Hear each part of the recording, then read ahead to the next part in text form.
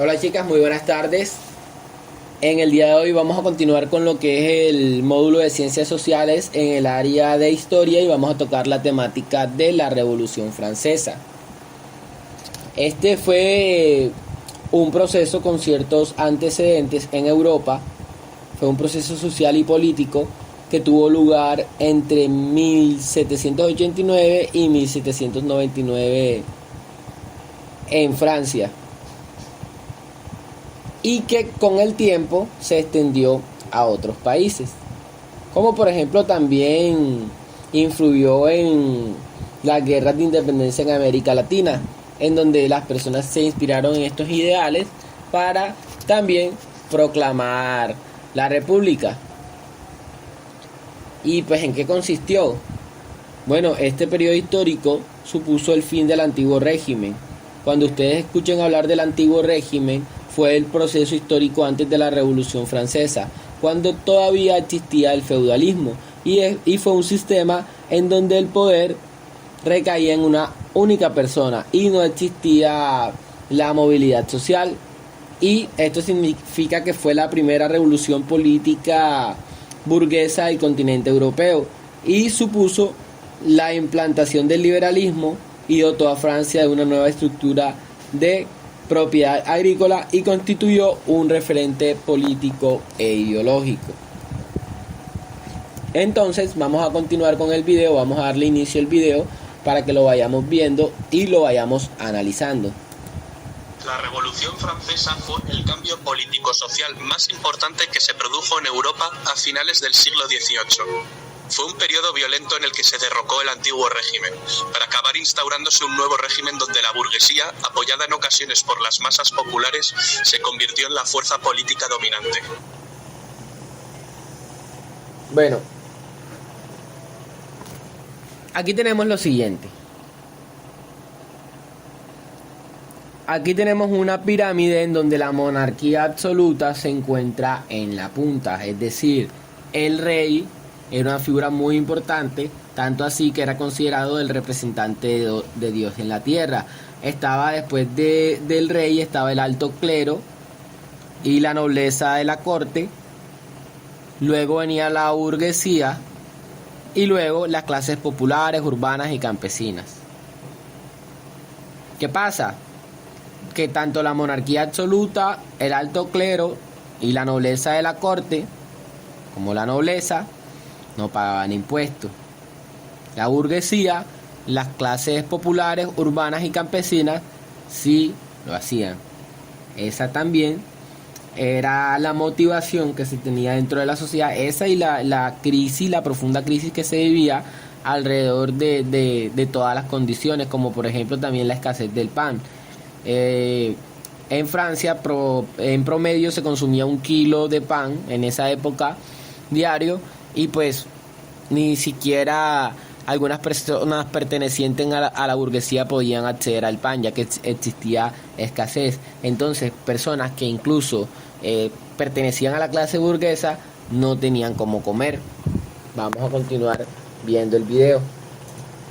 Apoyada en ocasiones por las masas populares, se convirtió en la fuerza política dominante.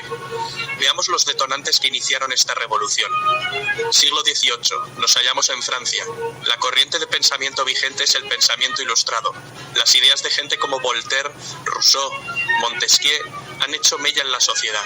Sostenían que el conocimiento humano podía combatir la ignorancia, la superstición y la tiranía para construir un mundo mejor.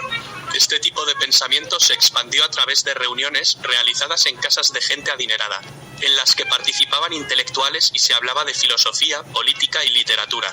Se leía la enciclopedia, una iniciativa de Diderot y d'Alembert que contó en sus sucesivas publicaciones con numerosos colaboradores que escribieron miles de artículos para dejar plasmado el Estos personajes ilustrados que pertenecen al periodo de la Ilustración, como Voltaire, Rousseau, Montesquieu, Diderot, realizaban reuniones en las casas de las personas adineradas.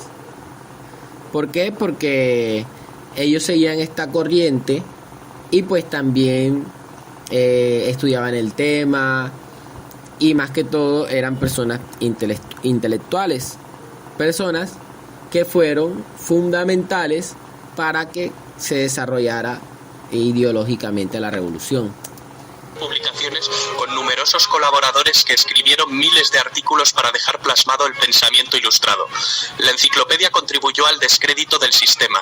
Una sociedad culta que piensa por sí misma era la mejor manera de asegurar el fin del antiguo régimen. Los principios basados en la razón, la igualdad y la libertad estaban presentes en la mentalidad de los franceses. No solo de los franceses, las ideas ilustradas se habían extendido por Europa y sus colonias. Al otro lado del océano, la Ilustración había servido de impulso para que un 4 de julio de 1776 las 13 colonias norteamericanas consiguieran su independencia. Francia se hallaba bajo el dominio de una monarquía absolutista. Reinaba por entonces Luis XVI, que estaba casado con María Antonieta. El poder del rey y de la nobleza eran la base de este régimen. El Estado se encontraba en una situación económica bastante precaria. Los gastos militares y las malas cosechas crearon una gravísima situación social. El pueblo pasaba hambre, mientras el lujo y el despilfarro del rey y la nobleza continuaban como si nada, endeudando más las arcas del Estado. La mentalidad ilustrada más el descontento social provocaron el caldo de cultivo perfecto para que estallara la revolución. Pero antes vamos a ver cómo estaba dividida la sociedad francesa. La sociedad estaba compuesta por 3 sectores sociales llamados estados. El primer estado era la Iglesia. No pagaba impuestos. Recibía de los campesinos el diezmo, es decir, la 10ª parte del producto de sus cosechas. Solo la Iglesia podía legalizar casamientos, nacimientos y defunciones, y la educación estaba en sus manos. El segundo estado lo componía la nobleza, dueños de las tierras. La nobleza tampoco pagaba impuestos. Los campesinos les pagaban un tributo y solo podían venderles sus cosechas a ellos. Era una casta encerrada en sí misma. El primer estado y el segundo estado, es decir, el clero y la nobleza, sumaban un 3% de la población. El tercer estado comprendía el 97% de la población restante, y su composición era muy variada. Por un lado estaba la burguesía, formada por los ricos comerciantes y banqueros, los profesionales liberales, médicos, abogados, también por artesanos y pequeños comerciantes. Por otra parte existían campesinos libres, pequeños propietarios, arrendatarios y jornaleros. El tercer estado carecía de poder y decisión política, pero pagaba todos los impuestos, hacía los peores trabajos y no tenía ningún derecho. La burguesía necesitaba tener acceso al poder y manejar un Estado centralizado que protegiera e impulsara sus actividades económicas, tal como manejar un Estado centralizado que Miren, el tercer estado, que era la burguesía y los campesinos, eran el 97%, o sea, es decir, la mayoría. Podemos ver también que desde esta cifra se puede afirmar que la mayoría del pueblo francés de la época estuvo de acuerdo con el fin de la monarquía y con el inicio de un nuevo régimen en donde pues estas clases no fueran privilegiadas. Bueno, el clero y la monarquía en Francia terminaron por la revolución, pero se puede decir que esto es una enseñanza muy grande, porque aunque esta clase social se creía con el rey, representante de Dios en la tierra, pero a medida que se va desarrollando la Revolución Francesa pudimos ver cómo esta creencia en la sociedad ya iba perdiendo el significado, porque las mismas personas pues estaban pasando muchas necesidades. Entonces vamos a continuar con el video para asegurar que todo el contenido sea desarrollado en el día de hoy. La burguesía necesitaba tener acceso al poder y manejar un Estado centralizado que protegiera e impulsara sus actividades económicas, tal como venía ocurriendo en Inglaterra. Pero volvamos a París. Cuando la precariedad provocó revueltas, la gente fue a quejarse a Versalles del hambre que pasaba. Entonces corrió el rumor de que la reina, muy altanera, pronunció la frase: "Pues que coman pasteles". Algo así trascendió y resultó bastante provocador. Para levantar el grave Bueno, esta frase históricamente no ha sido comprobada por los historiadores que haya sido pronunciada por María Antonieta. hay dos posibilidades. Que esta frase haya sido mencionada por María Antonieta por su desconocimiento, porque en realidad los reyes eran tan privilegiados que ni siquiera tenían ni idea de la forma de vida que tenía el tercer estado. O pudo ser también que haya sido un invento de las personas que estaban difundiendo los panfletos, porque aunque no todo el mundo sabía leer, habían personas que para la época ya sabían leer, y si las personas no sabían leer, ya habían personas que leían por ellos y les explicaban qué decía. Entonces podemos ver cómo una pequeña frase sirvió de provocación para que se levantara más y más el pueblo francés. Grave déficit presupuestario, el rey tuvo que declarar al Estado en bancarrota y convocar en 1788 los Estados Generales, un parlamento medieval que se había convocado por última vez 174 años antes. Una asamblea donde los diputados de la nobleza, del clero y del pueblo se reúnen. Estuvieron presentes unos 1.200 diputados. La mitad representaba a los dos primeros estados y la otra mitad representaba al tercer estado, que había conseguido duplicar su representación. La sesión inaugural fue presidida por el rey Luis XVI. La nobleza y el clero reclamaban el voto por estamento, que les aseguraba la mayoría sin necesidad de lograr un consenso. El tercer estado pedía el voto por cabeza, que permitía más igualdad en la votación. Ante la negativa de los dos primeros estados y el consecuente bloqueo de toda votación, el tercer estado invitó a que diputados sueltos de la nobleza y del clero se unieran a ellos. 2 nobles y 149 miembros del clero lo hicieron. Ante este acto revolucionario, el rey Luis XVI mandó cerrar la sala y prohibió su entrada a los representantes del tercer estado. Los diputados del tercer estado entonces deciden constituirse en una nueva asamblea y ser los verdaderos representantes del pueblo de Francia. Encontraron otro lugar de reunión, la sala del juego de pelota de Versalles. Esta asamblea tomó el nombre de Asamblea Nacional, prometiendo permanecer unidos hasta dar una constitución a Francia. El rey intentó la disolución de la asamblea. El diputado Mirabeau entonces pronunció la célebre frase: «Estamos aquí por la voluntad del pueblo y solo saldremos por la fuerza de las bayonetas». El 14 de julio, el pueblo de París respaldó en las calles a sus representantes y ante el temor de que las tropas reales los detuvieran, asaltaron la fortaleza de la Bastilla, símbolo del absolutismo monárquico, pero también punto estratégico del plan de represión de Luis XVI, pues sus cañones... La toma de la Bastilla fue un proceso muy importante porque, aunque el rey tenía un fuerte armamento para la represión, el pueblo lo ignoró completamente y se sumó a la revuelta para evitar precisamente que ellos fueran a tomar mucho más y más control sobre Francia. Entonces existían cada vez más y más levantamientos en donde muchas veces se decapitaba a las personas que estaban defendiendo la monarquía. Los cañones apuntaban a los barrios obreros. Tras 4 horas de combate, los insurgentes tomaron la prisión. Retornando al ayuntamiento, la multitud acusó al gobernador de la prisión de traición. Le apuñalaron y recibió un balazo que lo mató. Su cabeza fue cortada y exhibida en la ciudad clavada en una pica, naciendo desde entonces la costumbre de pasear en una pica las cabezas de los decapitados, algo que se volvió muy común durante la Revolución. La toma de la Bastilla dio a los radicales y al pueblo de París mucha confianza en sí mismos, lo que tuvo su expresión en la prensa.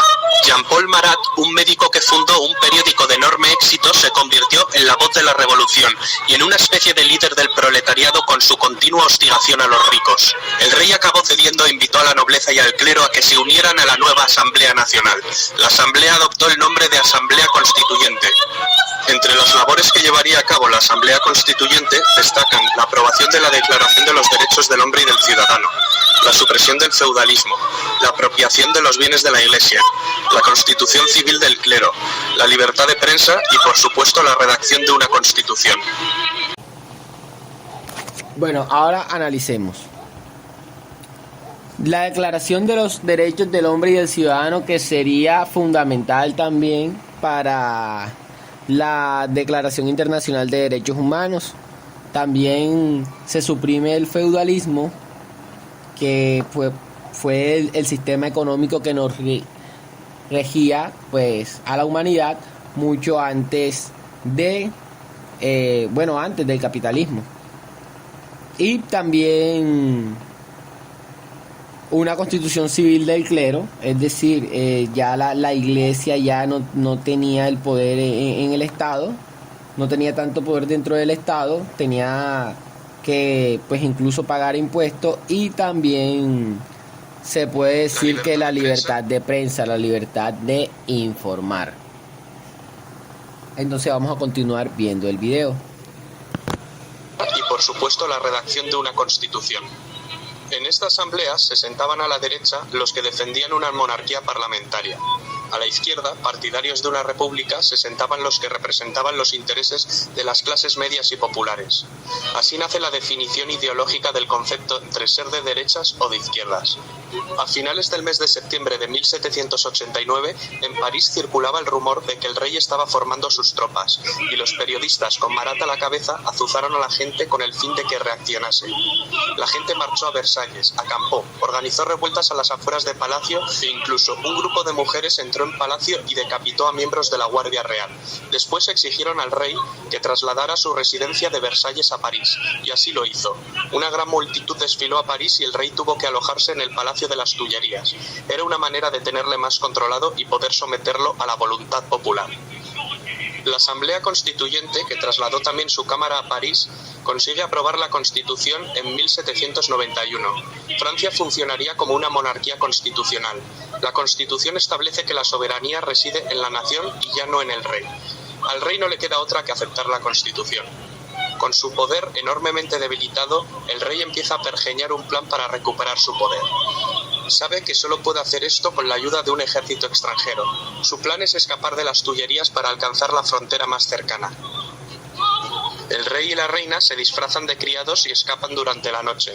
Cuando están a punto de alcanzar la frontera con Austria, su plan fracasa. Les descubren y les apresan. En este momento, el doctor Guillotin había propuesto un sofisticado método de decapitación que presenta a la asamblea. El periodista Marat, entusiasmado con este artefacto, apoda al aparato guillotina. Acabará teniendo un papel muy importante. Con los reyes presos y por miedo a un ataque inminente, la asamblea se anticipa y declara la guerra a Austria, el país de la familia de María Antonieta.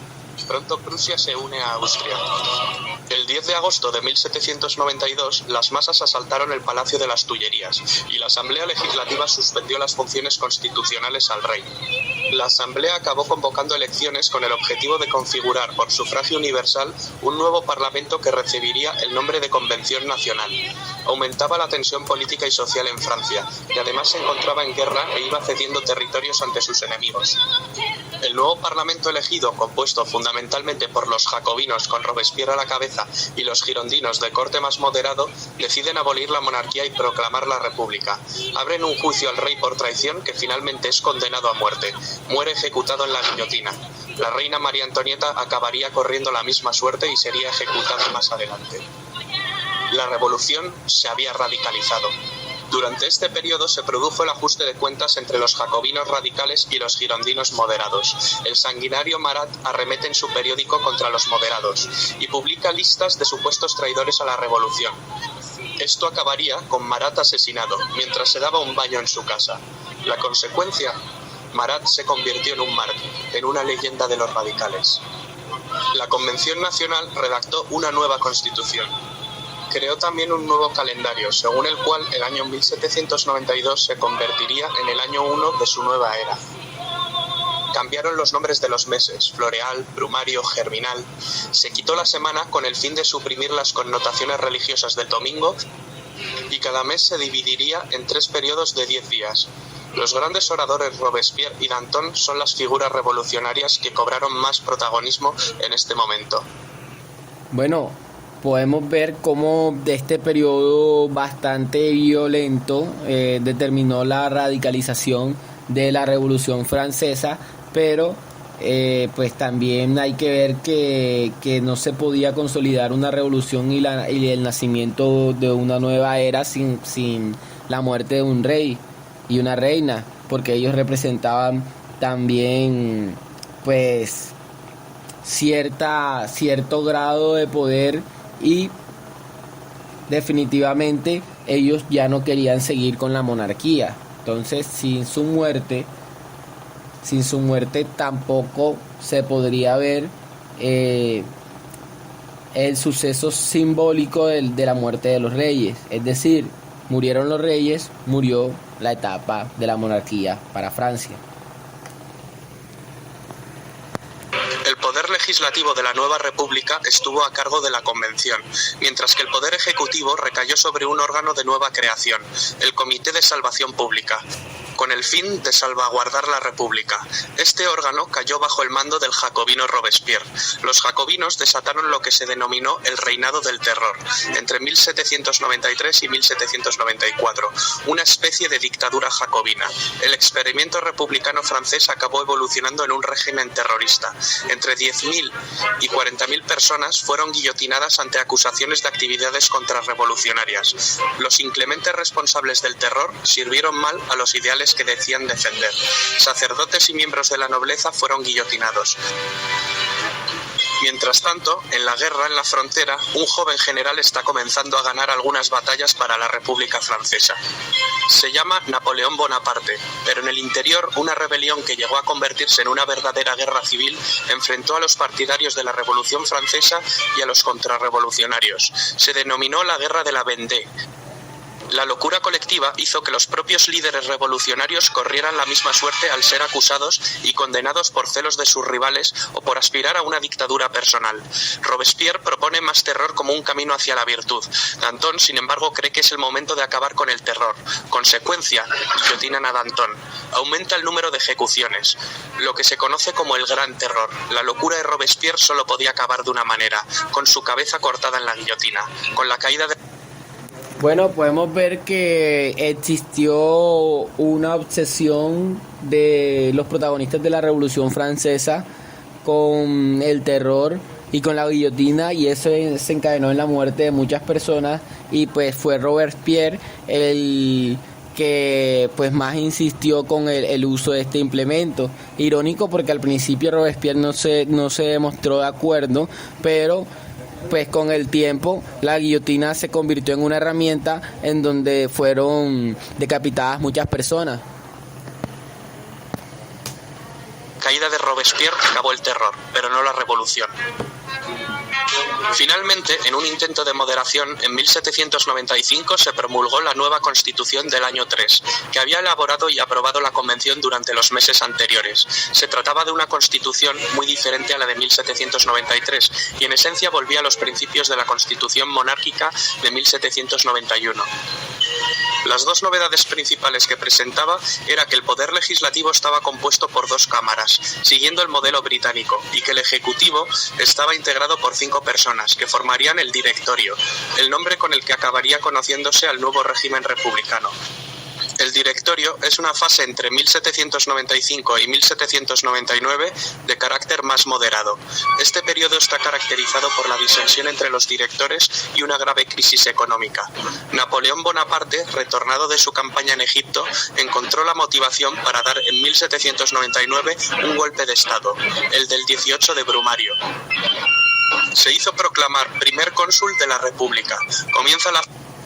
Bueno, aquí entramos en el ascenso de Napoleón, y con el ascenso de Napoleón, pues el primer cónsul de la República, y vamos a ver cómo Napoleón va a venir ganando espacio en Francia hasta convertirse en emperador más adelante. La fase política del consulado.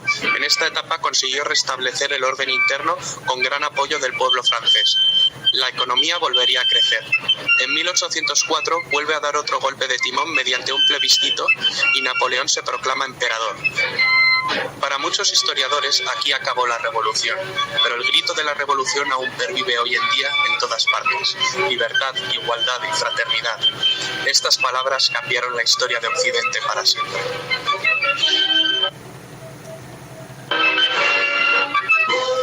Bueno, chicas, llegamos al final de la clase. Espero que todo haya quedado claro. De todas formas, si no hay Si no hay claridad en algunos aspectos, yo voy a estar pendiente la próxima clase para aclararle cualquier duda que tengan sobre el tema.